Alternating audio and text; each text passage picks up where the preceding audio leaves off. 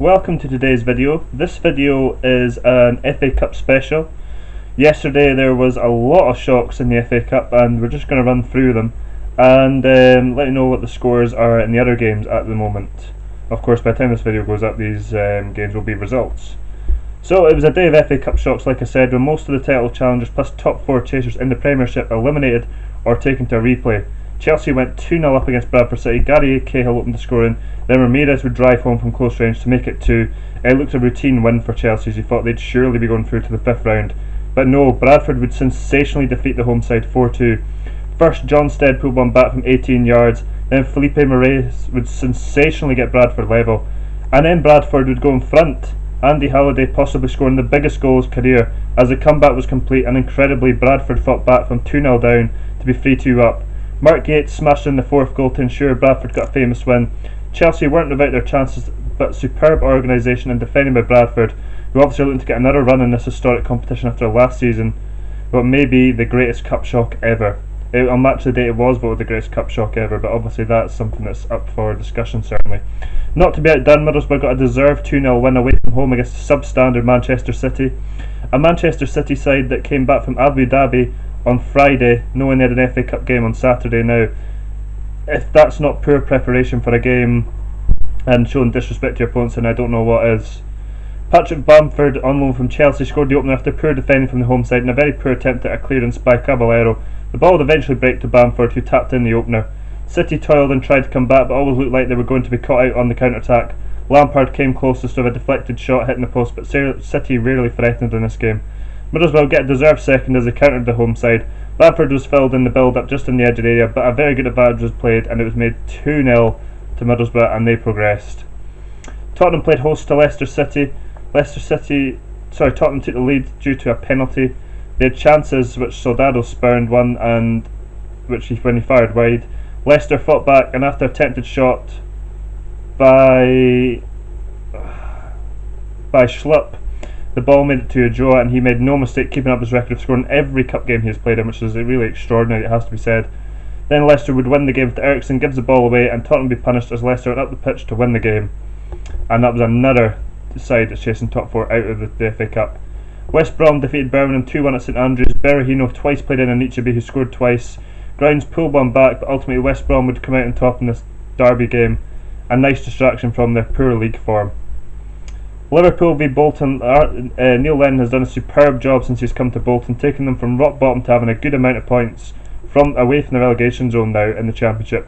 And despite playing veterans Heskey and Gudjohnsen up front, Bolton matched Liverpool as both teams created plenty of chances in what was a great old-fashioned cup tie, which could go either way. Dean Moxey came closest for Bolton, with Moxey firing just wide of a vicious strike. Liverpool also had their chances as well. A chance from Lucas went narrowly wide, but in the end, replay was probably the correct result from that game as it was very even. Southampton played host to Crystal Palace. They took the lead for Pele. It was a corner converted by him. Shamak then equalised as the goalkeeper couldn't get hold of the ball and Shamak scored from the fumble. Scott Dan own goal and Southampton were ahead again. Sonogo then made it 2-2. The ball deflected into the back of the net after 20 minutes. And then it was 2-2. Shamak was played in and scored. Sonogo made it 2-2 as I said, and that was 2-2 after 20 minutes, so 4 goals in that first 20 minutes, so incredible start to that game. Shamak was then played in and scored the winning goal. It was great persistence by Crystal Palace, who came back time and time again till they won the game. Cardiff played host to Reading. They took the lead for a bullet header by Jones. Oliver Norwood had a chance that was deflected and saved by the goalkeeper. It was a really good effort. Then he scored with a low free kick which put Reading level. Then Carl Robson-Kanu would put Reading through with a goal to send them through into the 5th round. Darren Bent scored his first goal for Derby to put them ahead against Chesterfield. Dawkins also at the bar, then Will Hughes would score the second goal, played through, and Derby win after what was a good effort from Chesterfield. Paul Gallagher scored a free kick from 30 yards to put Preston ahead against Sheffield United. An equaliser from Di Girolamo forced a replay. Bettinelli denied Defoe, and again he was denied by the Fulham stopper as it looked like Defoe was not going to get the upper hand on Bettinelli today, and he didn't. However, Defoe looked sharp enough for Sunderland.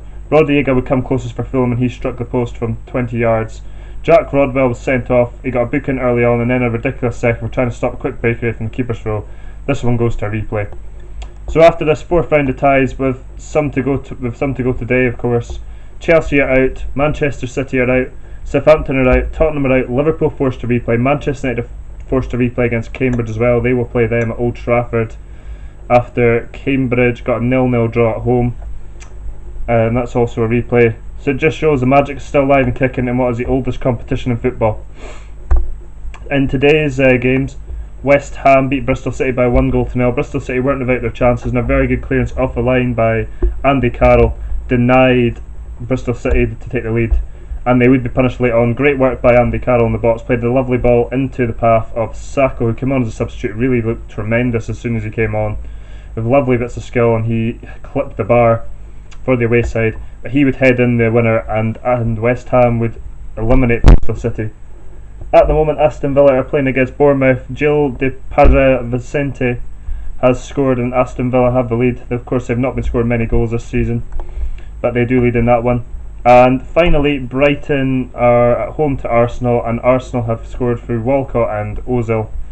And there won't be too much left to go in these games either, so looks like Arsenal and West Ham and Aston Villa certainly are not going to follow the trend of what was the trend yesterday of Premiership sides getting knocked out of the FA Cup. Okay, thank you for watching, and as I've said on social media, I was really delighted with the amount of views the last video had. 71 views, tremendous amount of viewership considering most time it's about maybe 20-24. If I could even come close to or get half of that on this video, I'd be delighted. There'll be hopefully a video tomorrow as well at some point. Much awaited video on managers in football and sackings, and if they're justified, when they happen. Anyway, thank you for watching. As always, follow me on Twitter, ask any questions on the YouTube channel or any questions on Twitter, any videos you'd like to see, then just let me know. Okay, thanks for watching, guys.